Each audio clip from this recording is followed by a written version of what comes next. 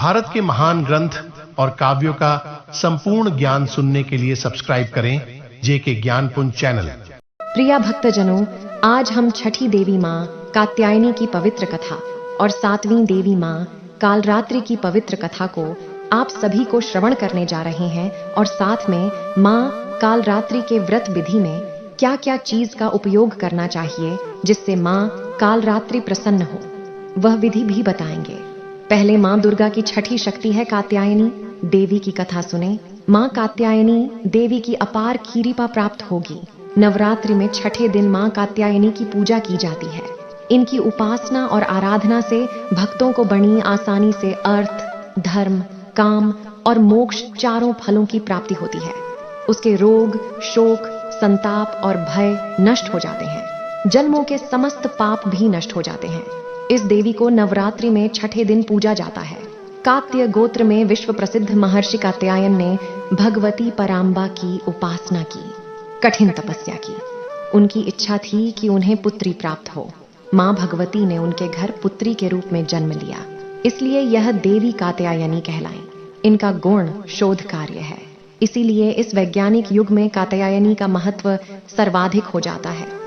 इनकी कृपा से ही सारे कार्य पूरे जो जाते हैं। ये वैद्यनाथ नामक स्थान पर प्रकट होकर पूजी गई। मां कात्यायनी अमोघ फलदायिनी है। भगवान कृष्ण को पति रूप में पाने के लिए ब्रज की गोपियों ने इन्हीं की पूजा की थी। यह पूजा कालिंदी यमुना के तट पर की गई थी, इसीलिए ये ब्रज मंडल की अधिष्ठात्री देवी के रूप में प्रतिष्ठित है। इनका स्वरूप अत्यंत भव्य और दिव्य है। ये स्वर्ण के समान चमकीली हैं और भास्वर हैं। इनकी 4 भुजाएं हैं। दाईं तरफ का ऊपर वाला हाथ अभय मुद्रा में है तथा नीचे वाला हाथ वर मुद्रा में। मां के बाएं तरफ के ऊपर वाले हाथ में तलवार है व नीचे वाले हाथ में कमल का फूल सुशोभित है। इनका वाहन भी सिंह है। इनकी उपासना और आराधना से भक्तों को बड़ी आसानी से अर्थ, धर्म, काम और मोक्ष चारों फलों की प्राप्ति होती है। भक्तों के रोग, शोक, संताप और भय नष्ट हो जाते हैं। जन्मों के समस्त पाप भी नष्ट हो जाते हैं। इसलिए कहा जाता है कि इस देवी की उपासना करने से परम पद की प्राप्ति होती है। नवरात्र के 7वें देवी कालरात्रि की संपूर्ण कथा। दुर्गा जी का 7वां स्वरूप कालरात्रि है। इनका रंग काला होने के कारण ही इन्हें कालरात्रि कहते हैं।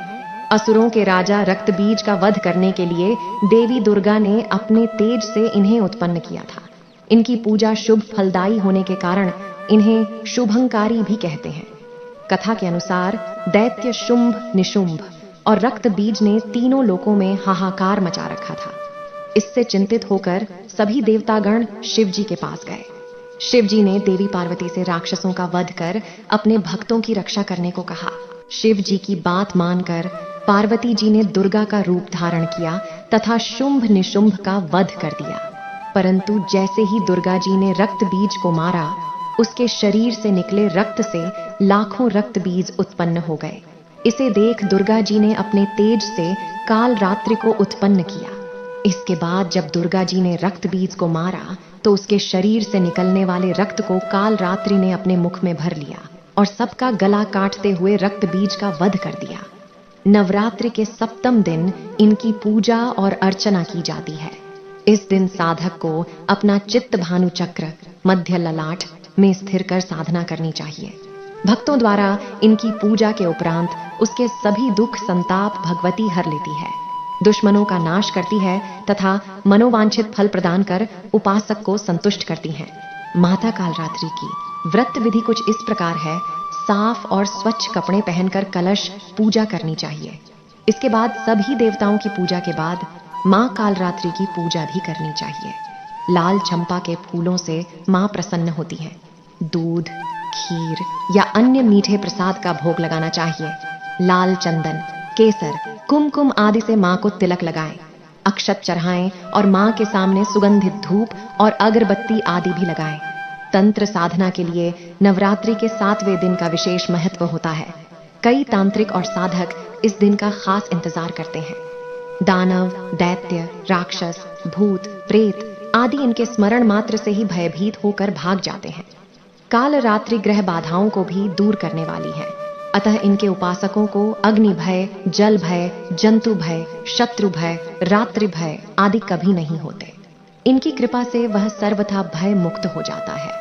इस दिन मां के पूजन से भूत प्रेत बाधा आदि भय मन से दूर होते हैं। दरिद्रता को दूर करने के लिए इस दिन गुण से बनी चीजों का भोग लगाकर प्रसाद वितरण करना चाहिए। भक्तों, यह कथा आपको कैसी लगी? कमेंट बॉक्स में हमें जरूर बताइए और साथ में जय मां दुर्गे लिखें।